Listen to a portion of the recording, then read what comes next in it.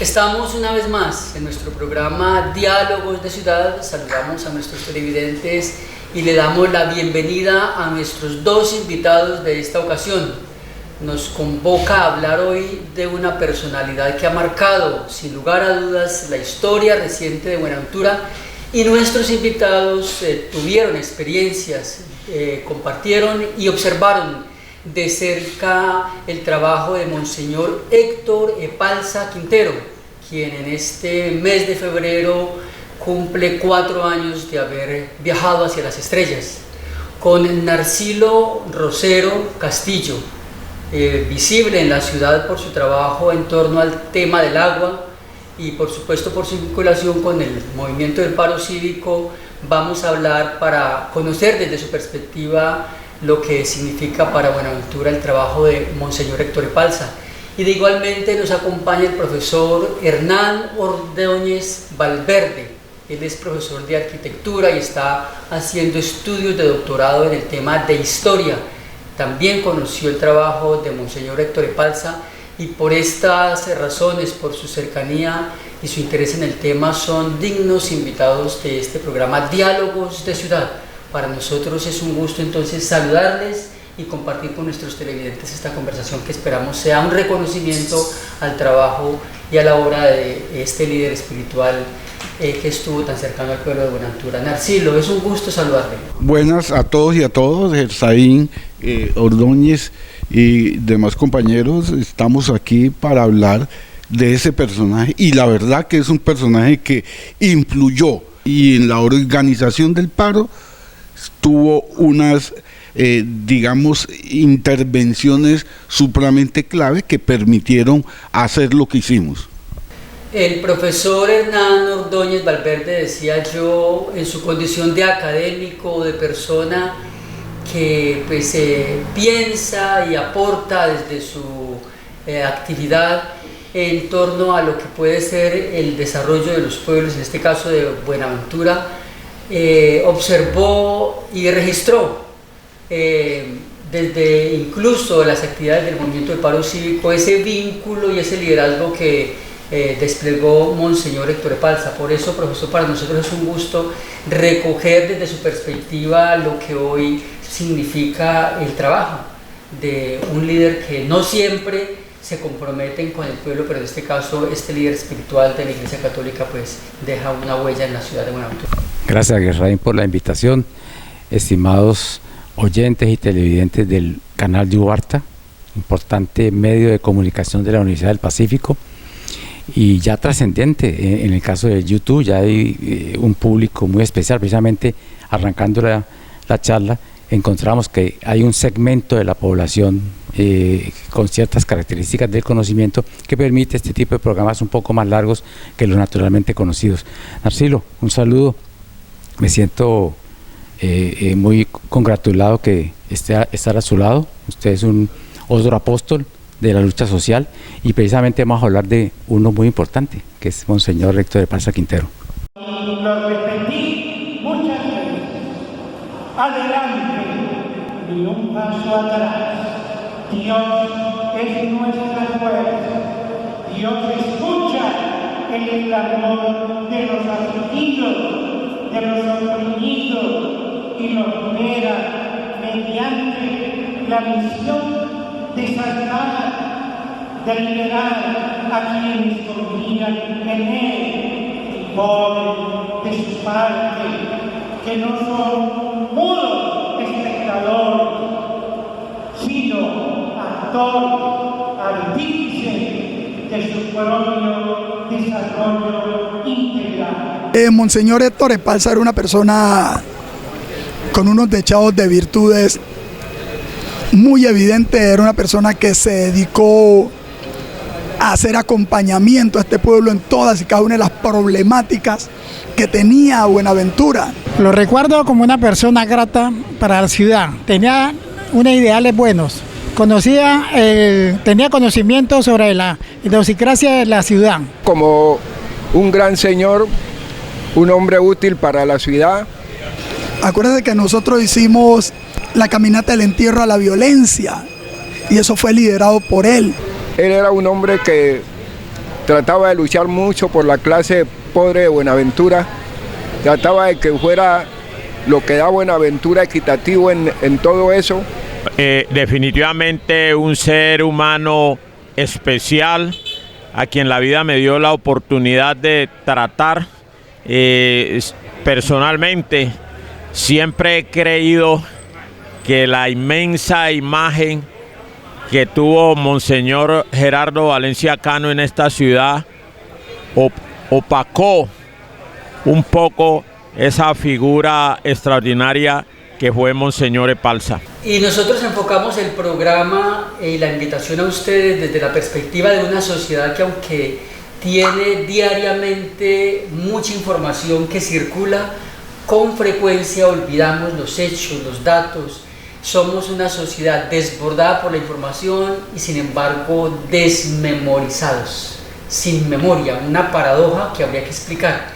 Narcilo, entonces la pregunta es, ¿el trabajo de Monseñor Héctor Epalza Quintero deja alguna huella en la memoria de la ciudad y sirvió de algo el esfuerzo? Sí, como lo decía al principio, Héctor Epalza Quintero jugó un papel muy importante.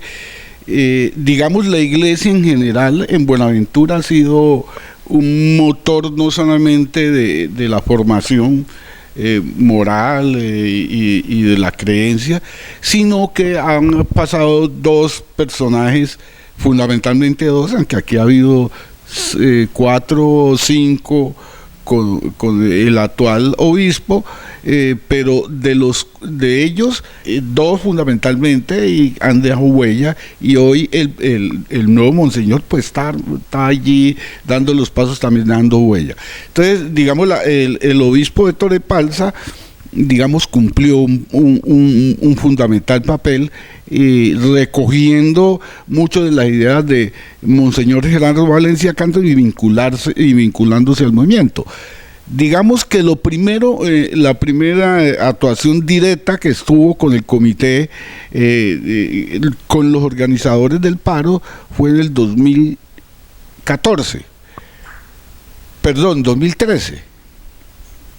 Después de una reunión que se hizo donde nosotros acordamos en un encuentro de derechos humanos que se hizo alrededor de la defensa de los defensores de los derechos humanos, que se hacen fundamentalmente el 12 y 13 de diciembre, ahí acordamos que la única salida que tenía Buenaventura era hacer un paro cívico, porque no había otra salida. Y para ello acordamos en las organizaciones que estábamos en esa reunión, unas 50 organizaciones, hacer un taller para recordar qué había pasado con los movimientos sociales en Buenaventura y cómo aportaban y cómo no caer en errores de los eventos pasados. Fue como convocamos la reunión e invitamos a Monseñor Héctor Epalza Quintero a que estuviera en la reunión. Efectivamente, esa reunión la hicimos en el Colegio Pascual de Andagoya, 3 de la tarde, el día no me acuerdo, pero fue en diciembre del 2013. Yo no sé si de pronto usted estuvo en el taller, porque ahí sucedió además una anécdota, no solamente por la presencia de Monseñor, sino que estábamos, los expositores del taller era Víctor Vidal y mi persona, que organizamos el taller haciendo un análisis de qué ha pasado en todos estos movimientos. Y estábamos en el desarrollo del taller y hubo en medio de eso, después como de 1 hora y media, un temblor. Y me acuerdo que muchos de los compañeros, apenas tembló en el auditorio del Pascual, muchos salieron corriendo. Nosotros nos quedamos, pero además quedamos viendo a Monseñor, y Monseñor no se inmutó, se quedó quieto.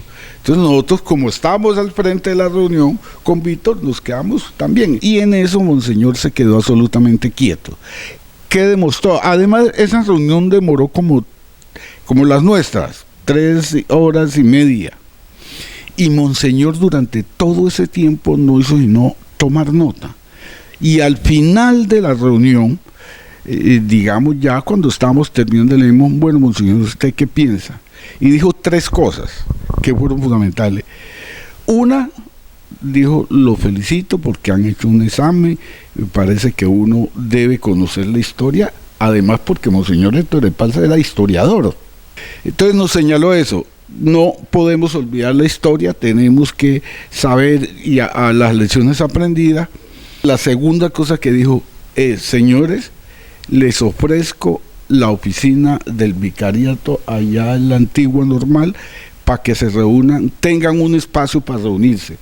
Y tercero, el vicariato a través de la diócesis, a través de la pastoral social, se vincula de manera llena a este movimiento que nos parece muy interesante. Desde ahí vimos ese talante de Monseñor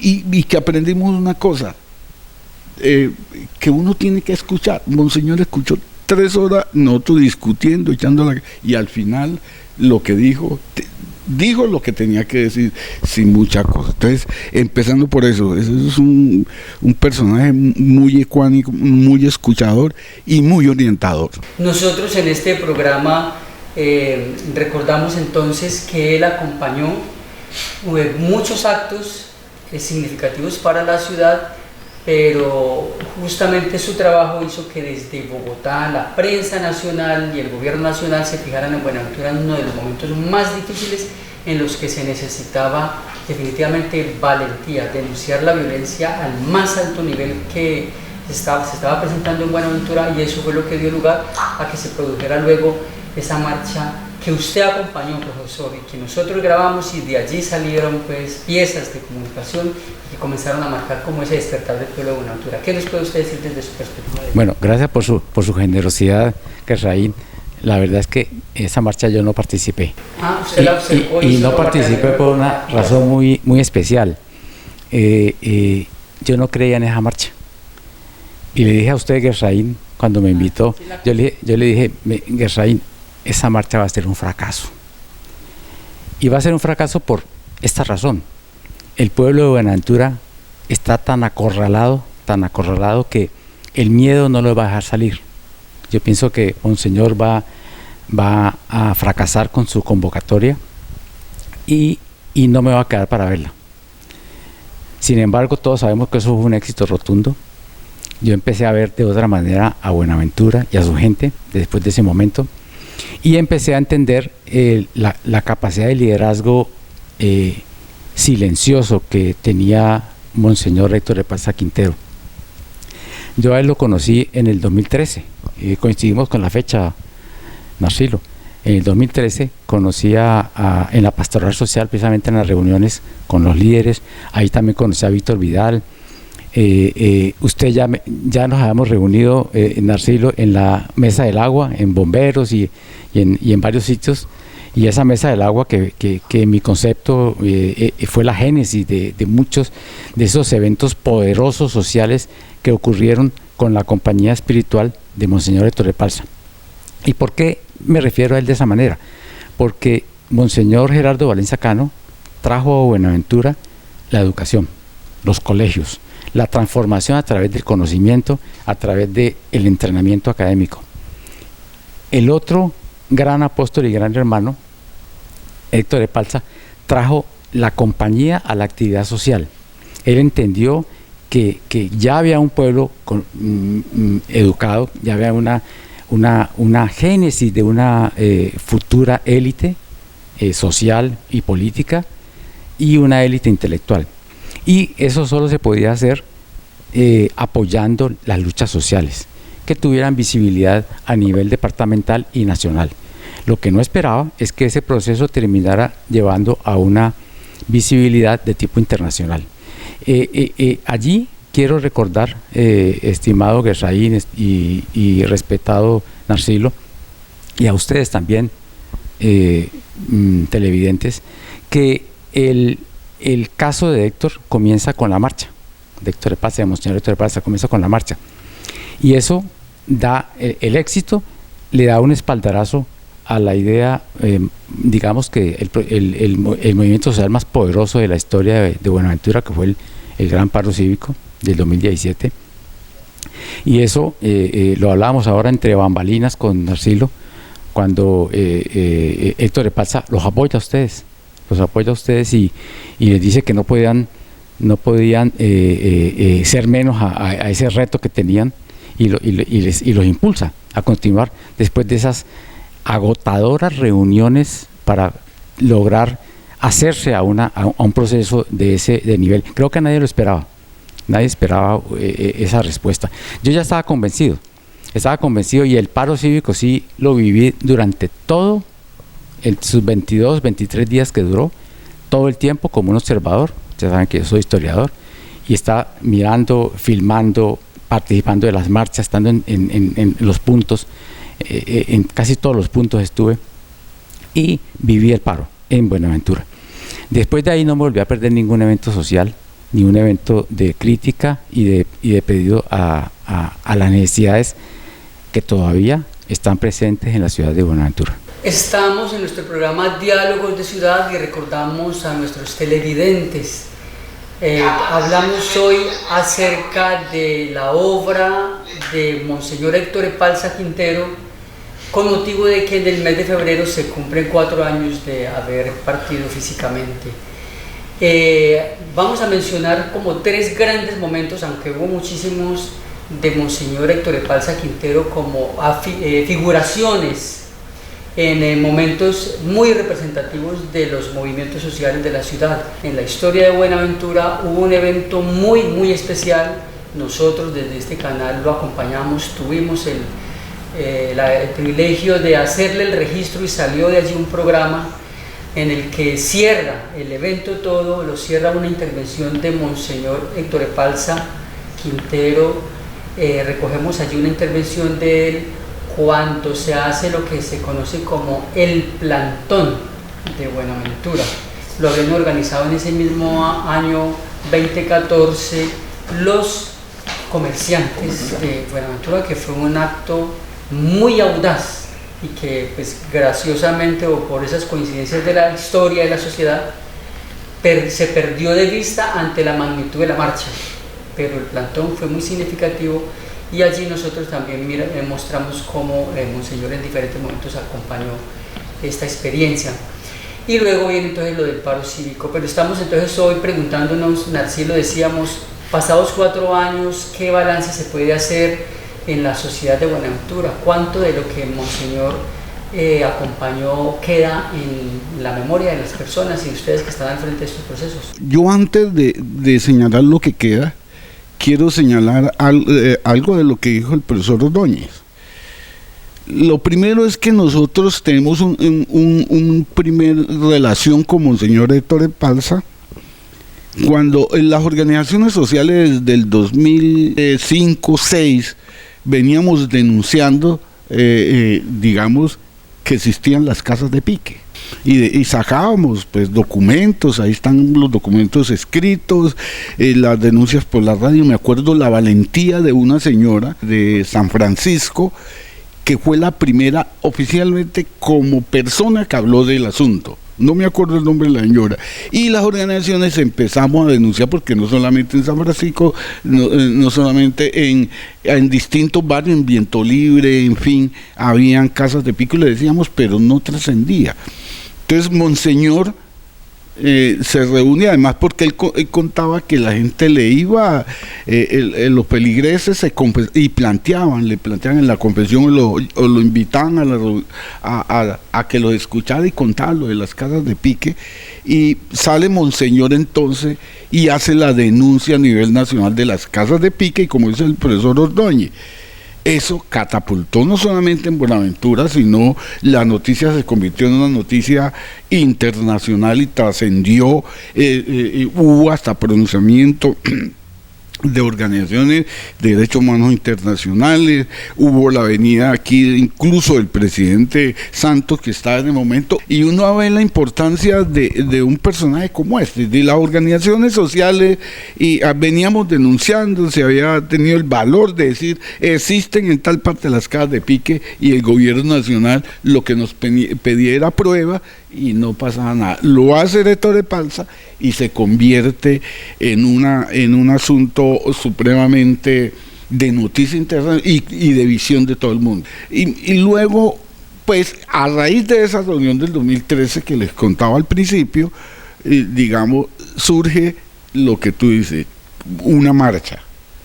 Entonces surge hacer la marcha para enterrar la violencia y vivir con dignidad en el territorio, y empezamos a organizar, y Monseñor jugó ahí. Yo tengo que resaltar esa visión histórica de Monseñor. Nosotros acordamos hacer 9 estaciones, vamos a enterrar la violencia, discutimos, hagamos un simulacro como que de una novena, hagamos un novenario con el féretro, y terminamos enterrándolo en el CAN.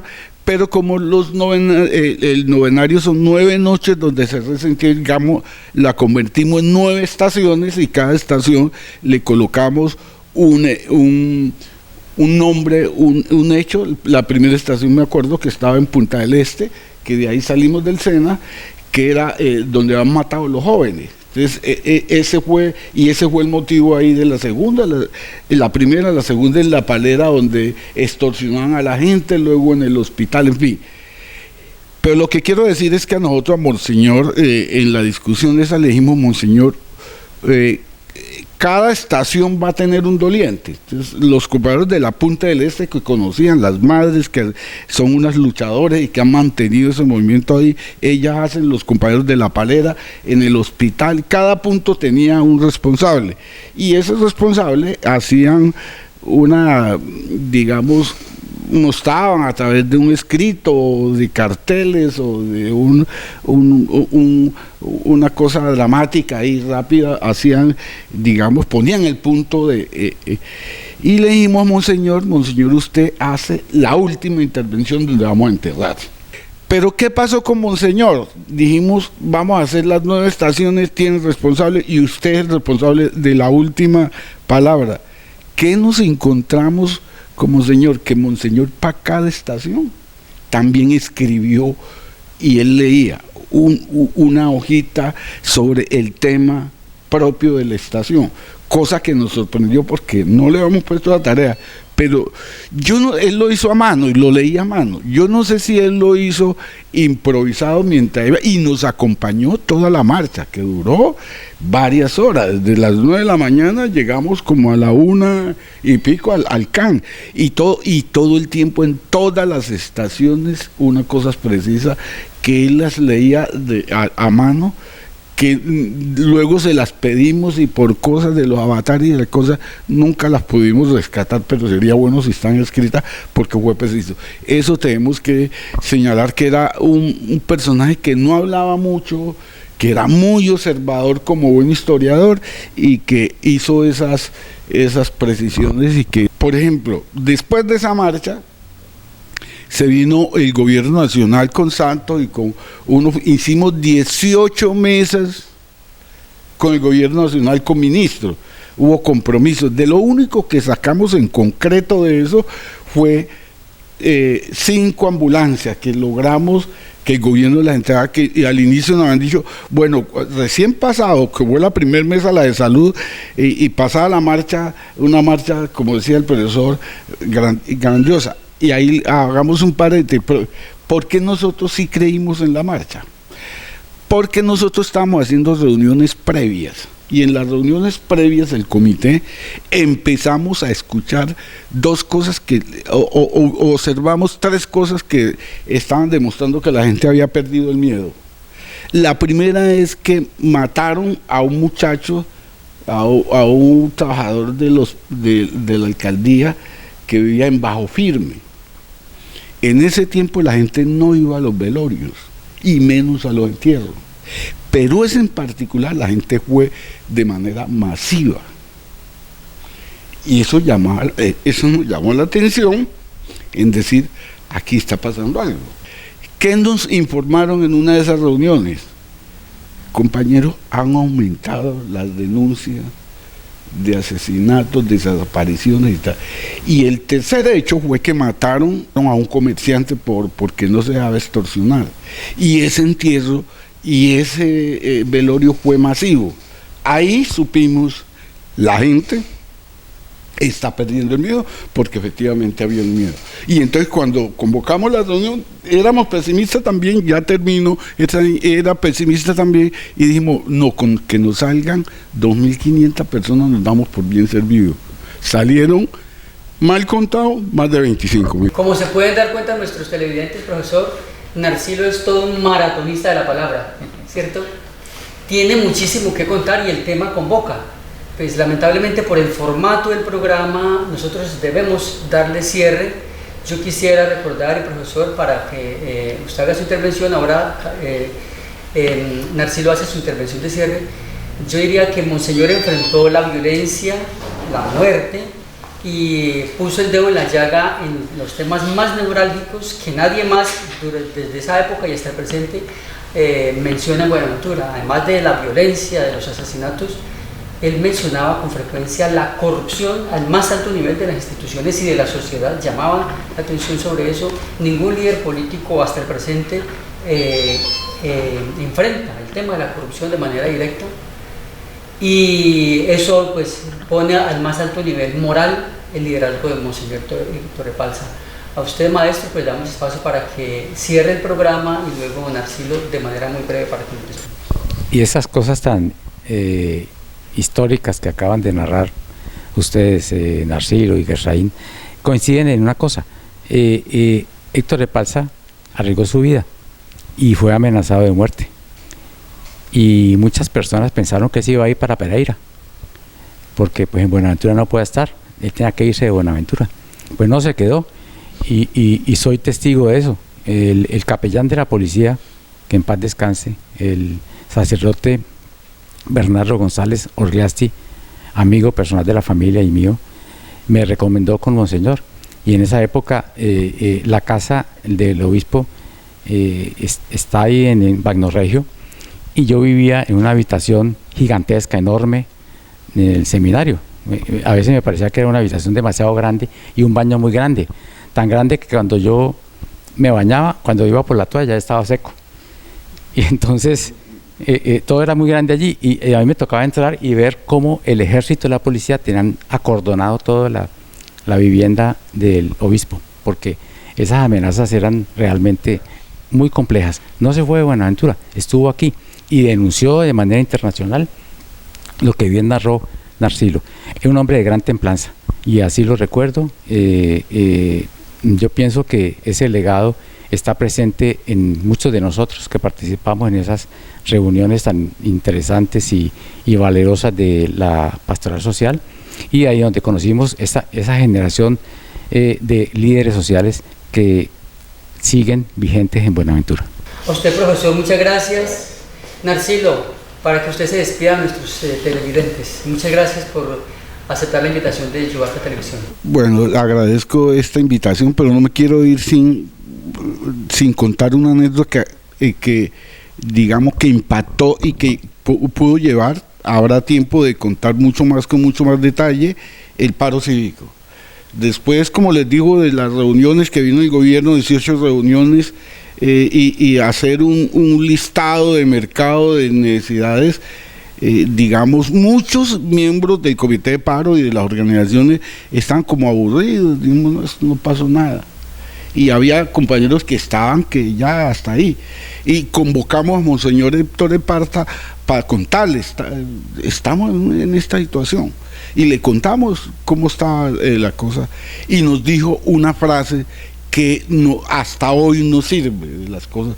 Dijo, miren, en las condiciones en que está Buenaventura, aquí nadie puede tirar la toalla. Y eso lo diría en conclusión a lo que está pasando hoy. Pasó el paro, los acuerdos no están funcionando, pero no los que estamos comprometidos con eso, seguimos tomando esa frase de Monseñor Héctor Epalza Quintero, nos queda prohibido tirar la toalla y tenemos que seguir luchando. Habrá tiempo de explicar mucho más cosas, pero yo me quedo, y en el comité nos quedamos con eso, en las condiciones que hoy, como hace en el momento que lo dijo Monseñor, nos queda prohibido tirar la toalla y nos toca insistir y persistir y crear y afortunadamente jóvenes que sigan en esto, pero no podemos por ninguna condiciones tirar la toalla frente a las condiciones en que está viviendo Buenaventura. A ustedes muchas gracias por aceptar la invitación del canal Yubarta Televisión. A nuestros televidentes les agradecemos igualmente y les recordamos que esta entrevista, este programa ha sido solo un esfuerzo por motivarlos a ustedes a conocer más, a buscar información, a profundizar en la interpretación de esa obra, ese esfuerzo que hizo Monseñor Héctor Epalza Quintero a nombre de la humanidad. A ustedes mil gracias.